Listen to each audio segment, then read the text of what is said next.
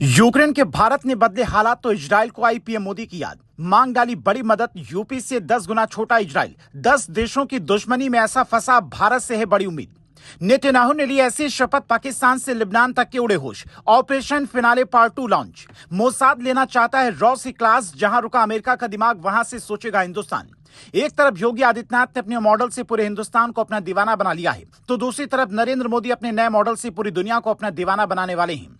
क्षेत्रफल के मामले में यूपी से 10 गुना छोटा इजराइल, जो 10 देशों की दुश्मनी में फंसा है, उसे भारत निकालने वाला है। क्या रूस यूक्रेन के बाद अब भारत इजराइल और हमास की विवाद में भी एंट्री लेने वाला है? सूत्र बताते हैं कि यूक्रेन जाने से पहले प्रधानमंत्री नरेंद्र मोदी ने 16 अगस्त को इजराइल के प्रधानमंत्री नेतन्याहू को फोन किया था। उसके 6 दिन बाद रक्षा मंत्री राजनाथ सिंह अमेरिका के दौरे पर जाते हैं, जिससे दुनिया की मीडिया द्विपक्षीय दौरे के रूप में दिखाती है, लेकिन इसके पीछे की सच्चाई हम आपको बताते हैं।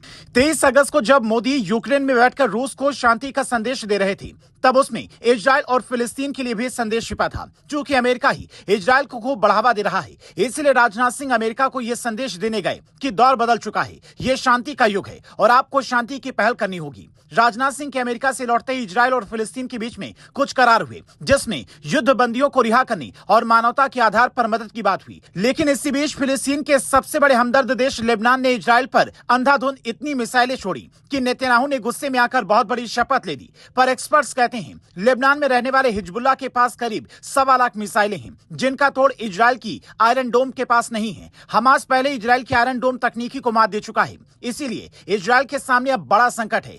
ऐसी स्थिति में भारत ही इजराइल की मदद कर सकता है, क्योंकि भारत ने आयरन डोम भले ही नहीं बनाए, लेकिन अपना सुरक्षा घेरा ऐसा बनाया है कि बड़े बड़े दुश्मनों के होश उड़े हुए हैं। मोसाद, जो कभी सबसे बड़ी और तगड़ी खुफिया एजेंसी हुआ करती थी, जिससे रॉ ने भी बहुत कुछ सीखा है, अब वही मोसाद रॉ से शायद क्लास लेना चाहे, क्योंकि डोभाल के दौर में बहुत कुछ बदल चुका है। ये बात नेतन्याहू नहीं बल्कि अमेरिका भी अच्छी तरह से जानता है। इसलिए इजराइल के प्रधानमंत्री बेंजामिन नेतन्याहू जब ये कहते हैं कि अब हम लेबनान, हमास और उसके समर्थकों को मिट्टी में मिलाकर ही दम लेंगे, तो उसे सुनकर पाकिस्तान के भी होश उड़ जाते हैं, क्योंकि हमास से पाकिस्तान में बैठे हाफिज सईद ने हाथ मिला लिया है। इजराइल की टॉप खुफिया एजेंसी मोसाद ने जैसे ही पहले ऑपरेशन फिनाले चलाया था, वैसे ही अब ऑपरेशन फिनाले पार्ट 2 की तैयारी है। और अगर ऐसा हुआ तो फिर पाकिस्तान में बैठे इंसानियत के दुश्मनों की भी शामत आ जाएगी, और इसमें भारत सबसे बड़ा मददगार साबित होगा, क्योंकि पहले भी भारत और इजराइल ने मिलकर कई बड़े ऑपरेशन किए हैं। और इजराइल को भी यह बात अच्छी तरह से पता है कि अमेरिका हमारा अच्छा दोस्त जरूर है, पर संकट के वक्त भारत से बेहतर सलाह कोई और नहीं दे सकता। जहां रुका अमेरिका का दिमाग, वहां से सोचेगा हिंदुस्तान।